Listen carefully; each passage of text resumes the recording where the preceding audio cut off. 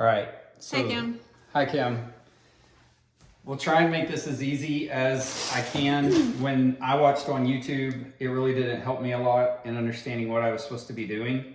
So a couple things.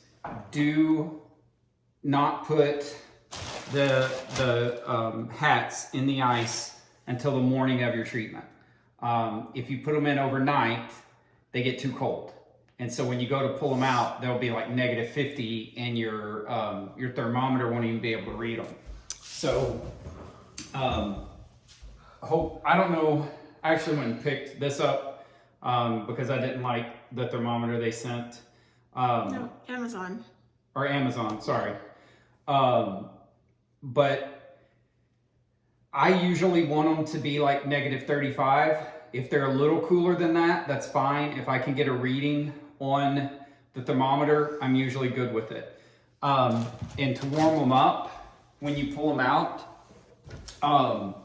I put the hat on top of a cooler, put a towel on top of the hat, and I push on them, I sit on them, I bend them.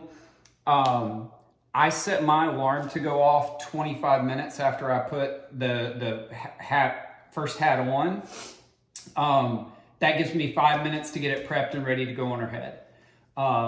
And with a little cushion to take the old one off, put the new one on, repeat the process. So when we get there, she does her blood test and gets her IV put in typically. Then we've got to wait about an hour for you to see the doctor. Yeah. But she's going a different place, so. Well, but typically they got to give your time for your white blood cell count results to come in. They'll look at those, make sure they're good. And then as soon as we go back into the infusion center and get her in the room, we put a hat on. Because typically on the first one, they say they want her to have a hat on almost 50 minutes to an hour before the first chemo infusion starts. Give or take. Yeah, it's not perfect science. I saw y'all figure out your rhythm. That's the other thing is like, at first I was so anxious about trying to do exactly how I saw it in the video. And then I just realized, you know what, use common sense. You're rotating them every 30 minutes. You got to listen. Like I have to listen to Jill, make sure I'm not doing it too tight. You are going to want it snug though. Like as painful as this is going to be for you, and I hate that you're having to go through it, you want that thing tight.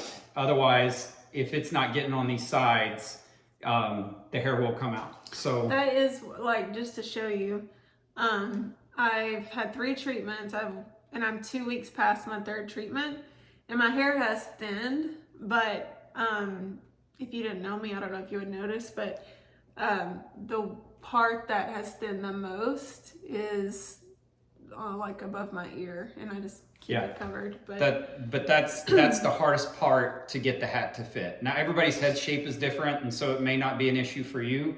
But when I put this on and show you how I tighten it, it's not comfortable, and I hate that, but it's the way it is. You do get used to it. I think I told you already, the first couple rounds of it, for the first 5 to 10 minutes, it's really uncomfortable.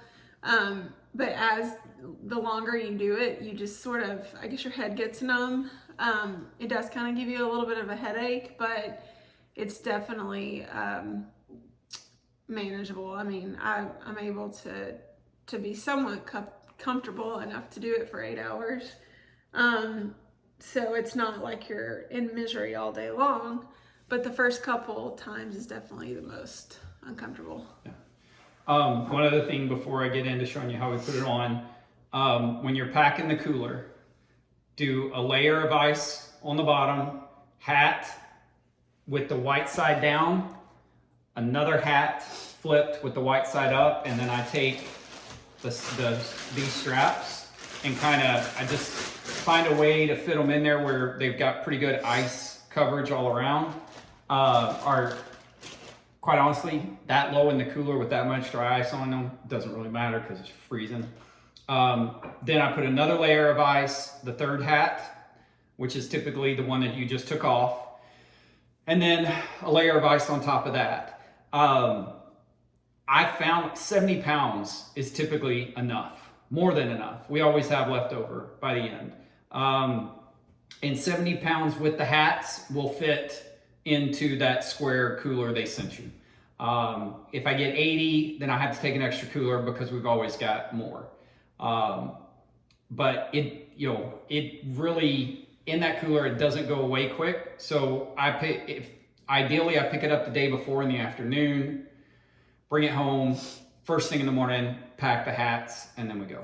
Make sure your cooler is all the way closed. Don't kill yourself like we almost did. So last time we had a treatment, we picked up our ice that morning because it was a Monday, which I won't do a Monday anymore because we can't do it we can't pick up the ice the day before.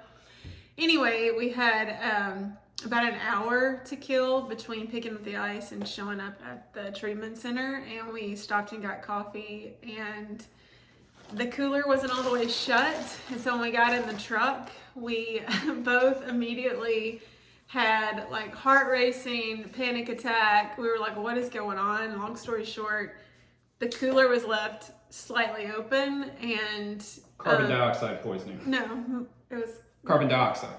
carbon dioxide. Anyway, so just make sure the cooler is all the way shut, because if it's left in a poorly ventilated area and it's not all the way shut, you can almost kill yourself. Yeah. So they send you these pads to go on your forehead, and I'm just going to put a regular pad on Jill today. But what we did is I basically outlined it on the moleskin, cut the moleskin out, and put the moleskin on top of the pad. This way, this was for her. She didn't want to sit there with a maxi pad on her forehead. And so, aesthetically, it just looks like it's a bandage. But if you do moleskin straight to your skin or your hair, it can pull it out or really irritate the skin. If you have sensitive skin. Yeah. So since we put this on the pads, and I don't put it on the pad until we get there. So when we get there, I'll take the backing off, put it on the pad, make sure it's on there really good, then take the backing off the pad and put it on our forehead. So I'll show you how we do that on our forehead. So always fun. Pull your hair back. You want to try and get up on the hairline. You don't want any exposed skin if at all possible. Because she can get frostbite from these things. So right on the hairline, like that. And then you take, and I usually let her do this, her hairnet.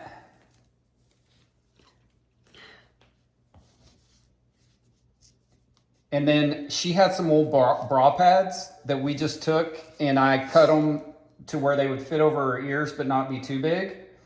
You just put it, you don't want to go too far over your ears because you want as much of your scalp. Like I said, this area is the hardest part. But just kind of cover like that. That one's a little too low. You got some skin shine. So you don't want no skin touching this cap because you will get frostbite. And I haven't had that happen, so. Yeah, it was something I was a little more worried about than she was. So if you have gaps, we have these makeup pads that I think they sent them with the stuff, or did we order these? I may have just had these, okay. for nail polish things. You can literally set it there just if you want. It just depends on how the pad covers your head and if there's any skin exposed. If there's no skin exposed, you don't have to worry about it. So once you do that, you get your hat out. And like I was mentioning earlier, I lay it here and I get my towel and I'm just pushing, trying to make sure that everything is loose. I'll sit on it to warm it up. I got a big ass, and so it will heat up the ice and get it to where you can move it around. And then when you flip it over, you just undo the Velcro. When it's frozen, it's a lot harder to do. I don't use the gloves once I get them out of the ice. Quite honestly, These are the gloves. once I get The ice comes in plastic bags, almost like this, and then it's in rectangles. And I usually move it around just grabbing the bag, and I'm not touching, and I haven't burned myself or anything, and I don't have to mess with putting the gloves on, taking the gloves off. I just figured out how to do it, so I don't use the gloves. But when it's time to put it on, you set it here, and she's got to grab the straps. Now, you're gonna have a tendency to pull the straps forward. Don't do that. Pull them down by your ears.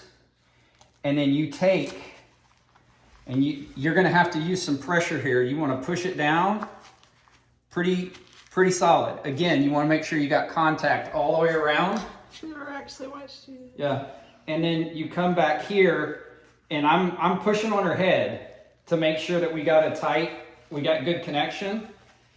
It's pretty rough.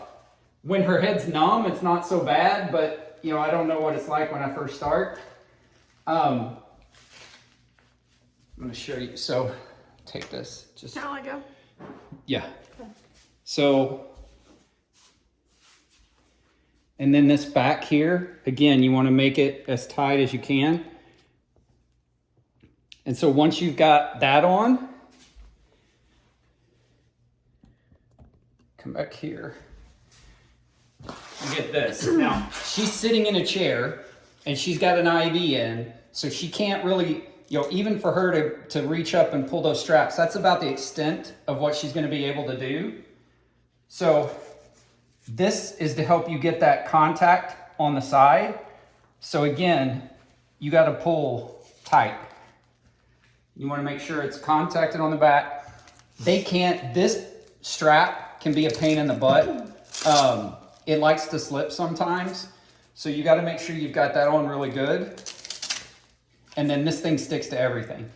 Once you've done that, can you hold this up a little bit? Because I'm going to show them. So this has a Velcro in the middle. And what I do is I put it Velcroed in the middle first. And then I come over. And you're headed.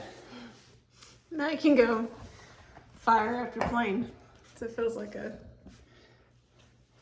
Yeah. I don't know what. So when they're frozen, they are not pliable at all. That's why you really got to bend them and get them good and loose as much as you can. As soon as this is on, I walk over to my phone and I have my timer set for 25 minutes. I hit start. And at that point, once I've done that, I take then this is taking the hat, I take the hat off. And when you take it off to put the new one on, it's really pretty simple. You undo the straps and you got to watch for hair again, because these things like to stick to things. I usually take this and lay it in her lap. Then these come off right here. And you fold it here and here, and then there and there. You put it back in its bag, and it's ready to go. And then this will actually just lift off. The bottom of the cooler, right? No. Oh. So you're rotating. So your first hat can come from the top, right? Because they've all been sitting in there freezing. They're good. When it's time to rotate, I always pull from the bottom. I pull the hat from the bottom up. That's the one I put on to replace. And then I shuffle the others down to the bottom. And it's just kind of rotating it through the conveyor system. And again, the YouTube video I watched, they were like, it needs to be -25. And I don't think I've ever had one that's cooperated to where it's right at -25. Her hats are usually -35 to -45 on all the areas. And honestly, the colder the better, probably.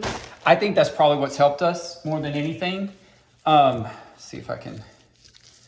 When you're doing your thermometer, I don't know if you can see the dot or not, but you basically just point your laser at each section and you get your reading.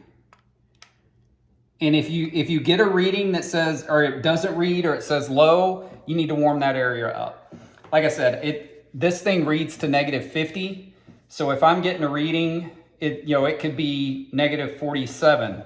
That's good enough, right? As long as I can make it fit her head, that's all that matters.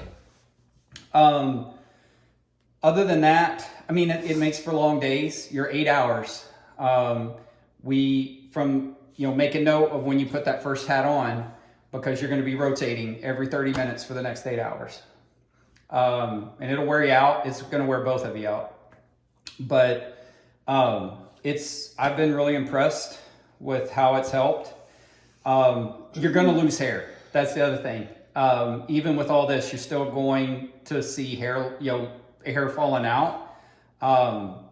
It's easy for me to say because I'm not losing mine, but I kept trying to remind Jill that best case scenario, you keep 80%, right? So just try and keep that in mind as you're going through it. Don't let it bring you down if you see more hair falling out than you're used to. Other than that, I can't think of anything else. Can you? No. If you have any questions, feel free to call. I'll be available tomorrow. And good luck. I'm sorry you're having to do this. But yeah, praying for you guys. We'll be thinking about you.